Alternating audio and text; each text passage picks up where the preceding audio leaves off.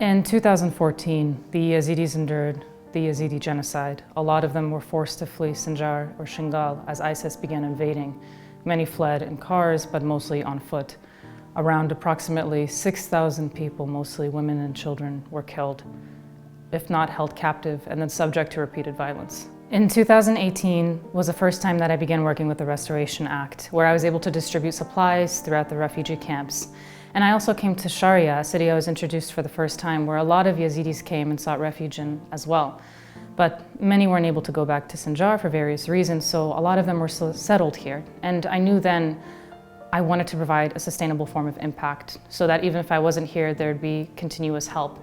And after speaking to a lot of the kids here, a lot of the parents, it was obvious that electricity at this learning center was imperative, because it provided their kids with an adequate form, a productive way to learn. And I think this was, something really important to hone in on. I think access to a proper education at a young age is a core tenet of human rights, because without an access to education, we're bound to repeat the tragedies that we've committed historically. And with it, we have the possibilities of creating a world that is so much better.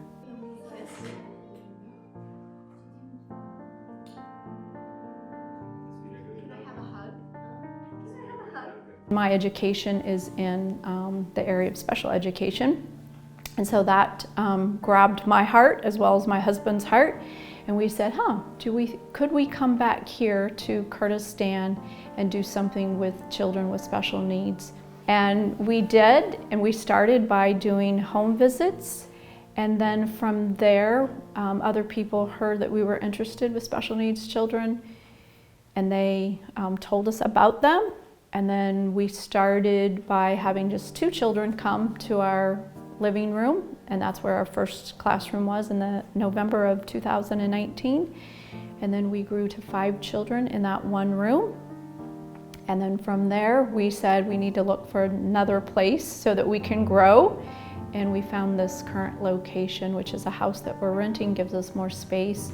And we have 2 different classes.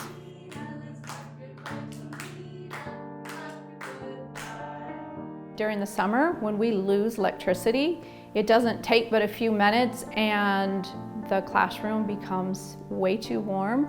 People are more agitated, the children, they whine more. It's just harder to keep things under control when the environment is either too hot or too cold. Thinking about when it's too cold, just last winter we had one of our propane heaters on, and I was in the gym and I'm like, oh, I smell something, what is that? And so one of the toys or rolls that they have in the classroom for rolling on the floor, it was starting to burn. Thankfully that wasn't flammable material, and we were able to remove that, but there are some safety issues in the winter using propane heaters that we won't have to worry about this winter.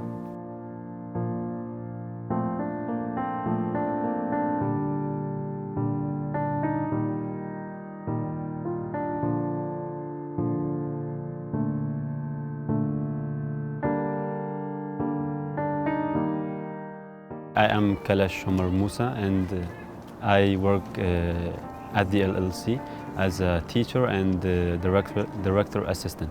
This story goes back to 2014 because there happened a genocide to us as Ezidis because of our name and our beliefs. Ezidis are a group of people. It is a religion, and they have their own language, Kurmanji or Kurdi. So they live mainly in Iraq, Turkey, Syria, and some parts of Iran. Sinjar or Shingal hasn't been a safe place after 2014. So we didn't have a stable educational process or access for our kids. The LLC gives a better chance for education and learning because it's a safe place for the kids to be in, and we have never heard a student says, I don't want to come. Whoever comes, they want to continue with us. So doubtlessly those solar panels will help us to overcome the heat in the summer and cold and the winter. Some are autistic, they're very sensitive. This project will help us be more fruitful in our teaching.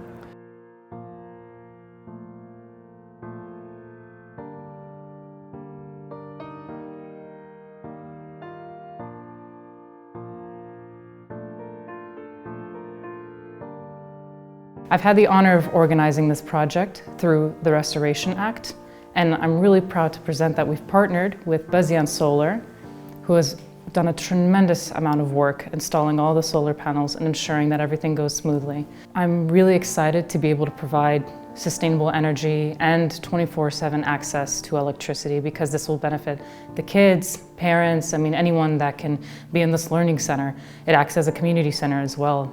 To everyone that helped fund this project, including Slovak Aid, Step In, and all the people who donated through social media and through my website, I want to give you a very, very big thank you, because without you, this wouldn't have been possible. I encourage you all to stay in touch and to stay updated, as there's many ongoing projects that you can help contribute to. Thank you.